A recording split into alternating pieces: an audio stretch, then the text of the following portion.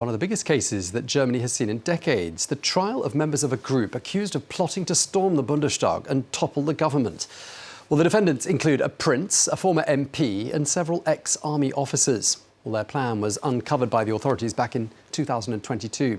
The accused are said to have taken inspiration from various conspiracy theories, amongst them the QAnon movement, and they are said to have believed that Germany was being run by a deep state. Well, let's get more on that from France 24's Nick Holdsworth, who joins us from Berlin. Nick, this is a really complex trial. It's being held in 3 phases in 3 cities. Today's phase in Frankfurt. Tell us what happened. Nothing much happened today. Much of the time was taken up with procedural arguments.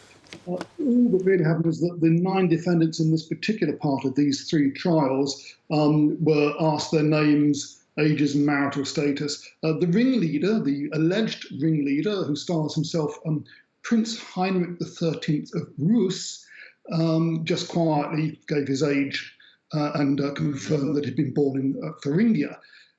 What is interesting here is that you have really something of a sort of a Hollywood movie cast of characters. You've got the self-styled prince who's actually an estate agent. You've had meetings in his hunting lodge and in motorway service stations. They were allegedly plotting to conduct an armed raid on the Bundestag, German parliament, take MPs hostage and parade the Chancellor, Olaf Scholz, in chains on German TV in the hope that the German people would rise in support of their idea of re-establishing the old borders of the German Reich of 1918, which seems to be a central idea. And these 3 trials, there are dozens of people involved. I think the number's around 29. One has been taking place in Stuttgart already for a couple of months, where they're trying the alleged military wing of this group called Patriotic Union. The Frankfurt trial is focusing on the alleged ringleaders in a purpose-built iron courthouse with bulletproof glass between observers and the court.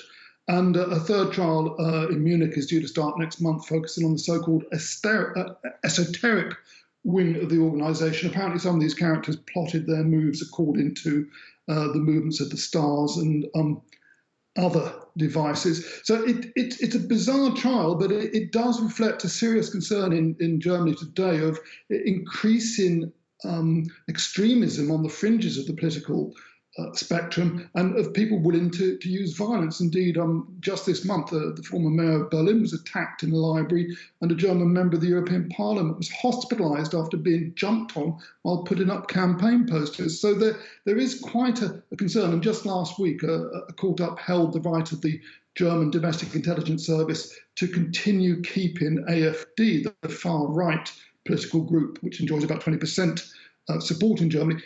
They agreed to allow that domestic intelligence service to keep them under continuing surveillance, wiretapping, infiltration, etc. Yeah, I mean, it really looks, doesn't it, Nick, with this case, like the German authorities managed to avert something that could have been, I mean, pretty disastrous for the country.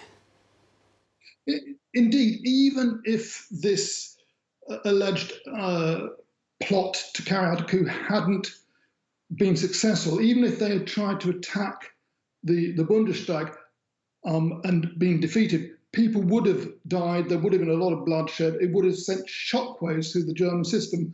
And indeed, the fact that allegedly one of the characters involved in this alleged plot, the girlfriend, a Russian girlfriend of Heinrich XIII, Prince of Rus, she apparently got in touch with some German consular officials in Leipzig and also in Bratislava in Slovakia, trying to bring the Russians on board to support this. We don't really know much more about that side of it, but certainly we do know that some of the extremist and far-right groups in Germany do maintain links with the Russians. And of course, it's always in Vladimir Putin's interest to undermine and subvert Western democracies.